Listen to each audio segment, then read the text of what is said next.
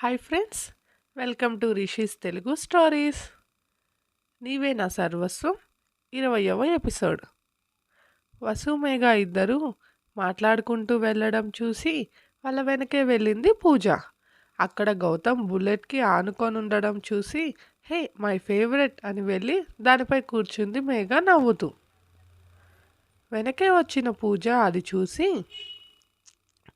బండి ఓనర్ ఇస్తే నిన్నొక్కటి వేస్తాడు, అయినా ఎంత ఫేవరెట్ అయినా పక్క వాళ్ళ బండిపై వాళ్ళ పర్మిషన్ లేకుండా ఎలా ఎక్కుతావు అంది మొహం చిట్లించుకుంటూ.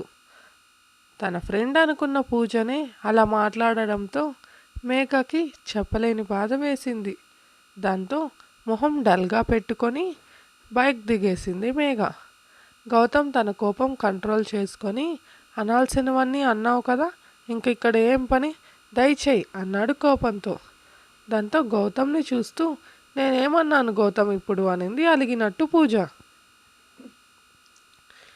దాంతో అజయ్ ముందుకు వచ్చి మేఘ చేతి వేలల్లో తన చేయి వేళ్ళు కలిపి పట్టుకొని ఇంకో చేత్తో బైక్ కీస్ ఇస్తూ ఈ బైక్ మనదే అన్నాడు. దాంతో మేఘ మొహం వెలిగిపోతూ నిజంగానా అనింది నవ్వుతూ. హా అని అజయ్ చిన్న స్మైల్ ఇచ్చి నువ్వు ఇక జరిగితే మేము వెళతామన్నాడు సీరియస్గా పూజని చూస్తూ. అజయ్ పైకి నార్మల్గా ఉన్న తన వాయిస్లో కోపం తెలుస్తుంటే గౌతమ్ అందరినీ చూస్తూ ఇక వెళదాం, లేట్ అవుతుంది అన్నాడు. వెంటనే నేను వస్తాను అని పూజ అనడంతో అజయ్ పట్టుకున్న మేఘ చేయిని ఇంకా గట్టిగా పట్టుకున్నాడు. అతని కోపం అర్థం చేసుకున్న మేఘ మేము వసు వదిన వాళ్ళ ఇంటికి వెళ్తున్నాం పూజ అనింది మేఘన. దాంతో హో అవునా, నాకు చిన్న పని ఉందిలే మర్చిపోయాను, మీరు వెళ్ళండి అని ఒక ఫేక్ స్మైల్ ఇచ్చి వెళ్ళిపోయింది పూజ. పూజ వెళ్ళిన వైపే అజయ్ చూస్తుండడం చూసి ఏమైంది జయ్ గారు అనింది మేఘ. మేఘ ఇంకా తన చేయి పట్టుకొనే ఉందని గమనించి నవ్వుతూ ఆ అమ్మాయిని చూస్తుంటే ఏదో డౌట్ కొడుతుంది అన్నాడు అజయ్. ఏం డౌట్ రా అన్నాడు గౌతమ్. తను నిన్ను లవ్ చేస్తోందని నా గట్టి నమ్మకం రా అన్నాడు అజయ్. దాంతో మేఘ గౌతమ్ ఇద్దరు షాకింగ్గా చూస్తూ నీకెందుకు అలా అనిపించింది అని గట్టిగా అరిచారు ఒకేసారి. దాంతో అజయ్ చెవులు రెండు మూసుకొని ఎందుకు అరుస్తున్నారు అన్నాడు ఇద్దరిని చూస్తూ. అంటే మాకెప్పుడు అలా అనిపివ్వలేదు, మీకెందుకు అలా అనిపిస్తుంది అనింది మేఘ. తను మీ అన్నని చూసే విధానం, మాట్లాడే తీరును బట్టి చెబుతున్నా అంతే, ఇక ఈ టాపిక్ ఇక్కడితో వదిలేసి పదండి అన్నాడు అజయ్. గౌతమ్ వసుని చూస్తూ అమ్మ తల్లి నువ్వు తనని చూసి ఏం ఫీల్ అవ్వకు, అది పెద్ద కంచు, త్యాగాలేమన్నా ఉంటే మానుకోమ్మ అన్నాడు 2 చేతులతో దండం పెట్టి. అది చూసి అందరూ నవ్వుతుంటే అది కాదు పాపం కదా తను అనింది వసు ఫీల్ అవుతూ. ఇదే వద్దని చెప్పేది, రేపేదైనా తేడా వస్తే చంపేస్తా తెలుసు కదా నా గురించి అన్నాడు సీరియస్గా గౌతమ్. హా అని గౌతమ్కి కోపం రావడంతో ఆ టాపిక్ అక్కడితో వదిలేసింది వసు. సరే ఇక వెళుదాం పదండి, లోపల గుర్రాలు పరిగెడుతున్నాయి అనింది మేఘ. అజయ్ ఇంకా ఆలోచించడం చూసి ఏమైందిరా అడిగాడు గౌతమ్. ఆ అమ్మాయి పబ్స్కి వెళ్తుంది కదా అన్నాడు అజయ్. దాంతో నాకు తెలియదు అన్నట్లు మేఘాని చూశాడు గౌతమ్. మేఘ నీకెందుకు అన్నట్టు అజయ్ను చూస్తుంటే అబ్బా నువ్వు అనుకున్నట్టు కాదులే అన్నాడు అజయ్ మేఘాని చూస్తూ. ఇప్పుడు తను ఏం అనలేదు కదరా అన్నారు కరణ్ ఆనంద్ అయోమయంగా. వసుకి కూడా అదే డౌట్ ఉండడంతో అజయ్నే చూసింది. మీకెందుకురా మూసుకొని ఉండండి అని మేఘాను చూశాడు అజయ్. వెళ్తుంది జయ్ గారు అనింది మేఘ చిన్నగా. దీని అమ్మమ్మ గారంట గారు, ఇంతసేపు ఆ కళ్ళేసుకొని చంపేసేలా చూసింది, ఇప్పుడు జయ్ గారు అంట అని గొనుక్కుంటూ తమరు గారెలు పూరీలు తీసేస్తే సంతోషిస్తామన్నాడు అజయ్ నమస్కారం పెడుతూ. దాంతో మేఘ మూతి తిప్పుకుంటే బావా అంటూ అప్పటినుంచి వీళ్ళని గమనిస్తున్న నేహ అజయ్ దగ్గరకు వచ్చింది. దాంతో మేఘ జై గారు మీరు తర్వాత రండి అని పద అన్నయ్య మనం వెళదామనింది. దీనికి మండినట్టు ఉంది అని మనసులో అనుకొని సరే మీరు వెళ్ళండి మేము వెనకే వస్తామన్నాడు అజయ్. మేము అనేలోపు నేహ తెగ సంతోషపడిపోయింది ఆనందంగా.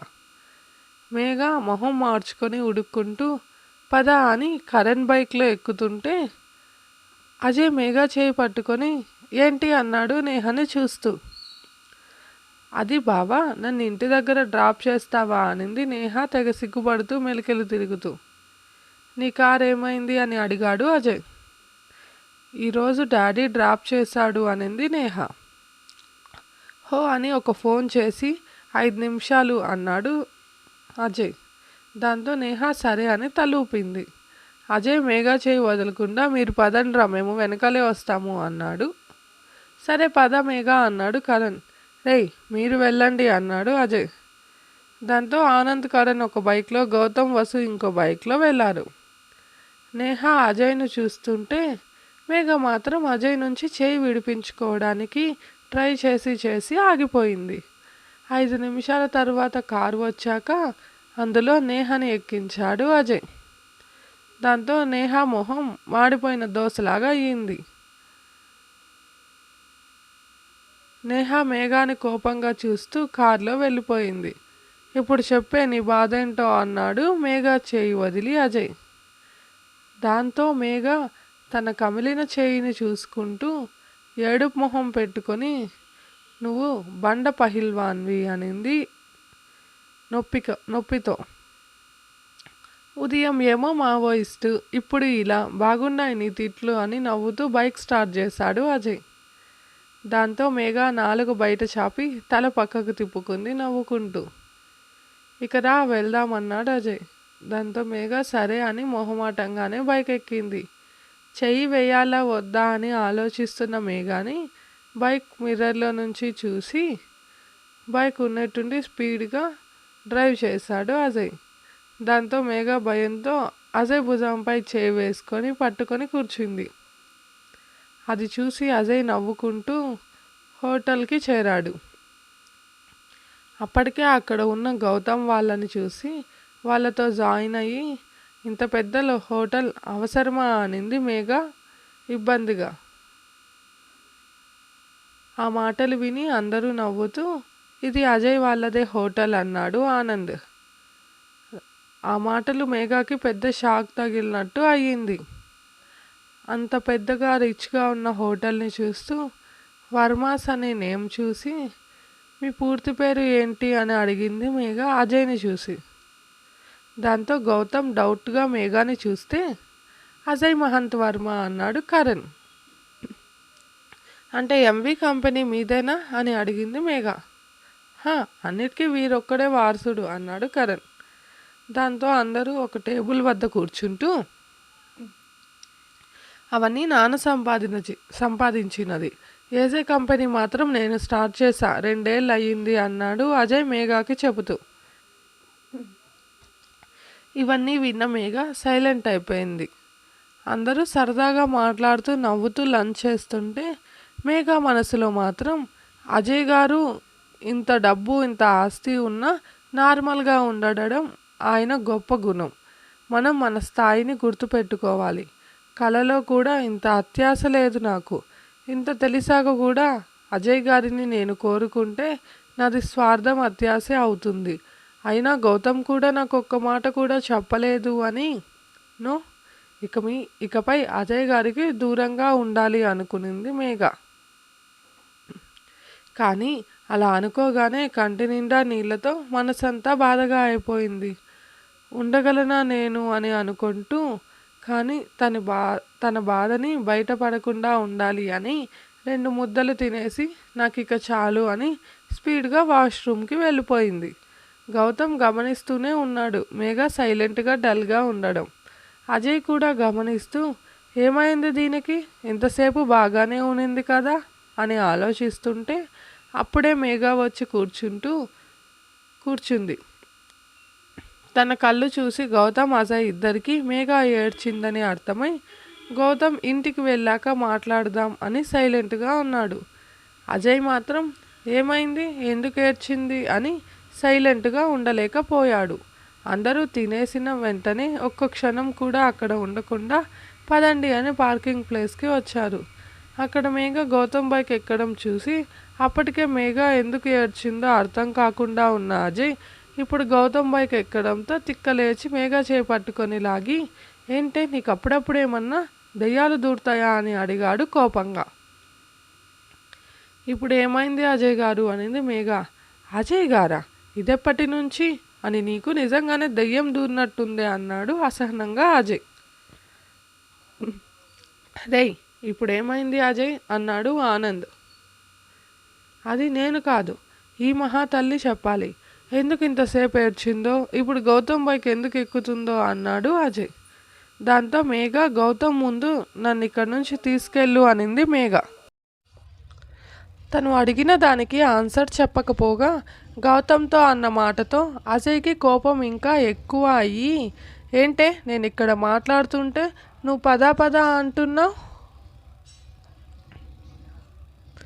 ఇంతసేపు బాగానే ఉన్నావుగా, ఇప్పుడు తేలేమన్నా పాకుతున్నాయా అడిగాడు అజయ్ మేఘ జుట్టు పట్టుకొని కోపంతో. దాంతో గౌతమ్, కరణ్, ఆనంద్, వసు ఒకేసారి అజయ్ అన్నారు. దాంతో అందరినీ ఒక చూపు చూశాడు అజయ్. రే అజయ్, అది నా చెల్లిరా అన్నాడు గౌతమ్ కంగారుగా. అయితే ఏంటి బే నీ రచ్చా, ప్లీజ్ కాసేపు నోరు మూసుకో అన్నాడు అజయ్. మా అన్నని నా విషయంలో సైలెంట్గా ఉండమనడానికి మీరెవరు అని అడిగింది మేఘ అజయ్ని చూస్తూ. దాంతో అజయ్కు మండి, నీ మొగుణ్ణి చాలా అని, నువ్వు నా పెళ్ళాం, అది నేను ఫిక్స్ అయ్యా, నువ్వు కూడా ఫిక్స్ అవ్వు. ఒకసారి అది నాది అనుకుంటే దాన్ని నేను దక్కించుకొని తీరుతా అన్నాడు అజయ్ యాటిట్యూడ్గా చూస్తూ. దాంతో మేఘ, అవునులే, ఇంత డబ్బు పెట్టుకున్న మీరు ఏదైనా చేయగలరు అనింది మొహం పక్కకు తిప్పుకొని. అప్పటి వరకు మేఘ ఎందుకు అలా ఉందో అప్పుడే అర్థమైంది అజయ్కు, గౌతమ్కు.